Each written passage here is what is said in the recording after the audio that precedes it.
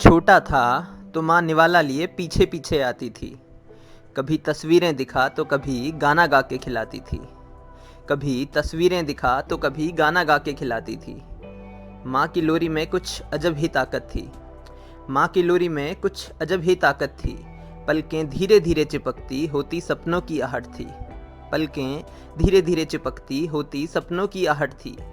छोटी उम्र, अस्पष्ट वाणी और अनबूझे से सवाल थे, पर सोचे समझे अनुत्तर प्रश्न बड़े कमाल थे।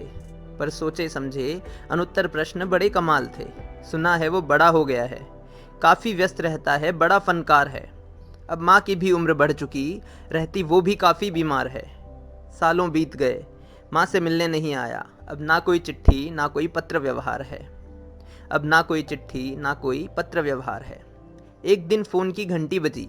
उसे मालूम चला कि माँ ने अन्न जल है त्याग दिया। मीटिंग पूरी करके माँ से मिलने के लिए उसने अपना बैग बांध लिया। मीटिंग पूरी करके माँ से मिलने के लिए उसने अपना बैग बांध लिया। पहुँचा माँ के नज़दीक, माँ की सांसों में तेज आया। जब मौजूद लोगों ने ज़ोर से कान में बोला, आपका बेटा आया, आपका बेटा आया। माँ ने करवट बदली, दबदबी आंखों से देखा पर सब धुंधला था। माँ ने करवट बदली, दबदबी आंखों से देखा पर सब धुंधला था। सूट बूट में देखने की हसरत थी, पर अब वो सपना भी अधूरा था। सूट बूट में देखने की हसरत थी, पर अब वो सपना भी अधूरा था।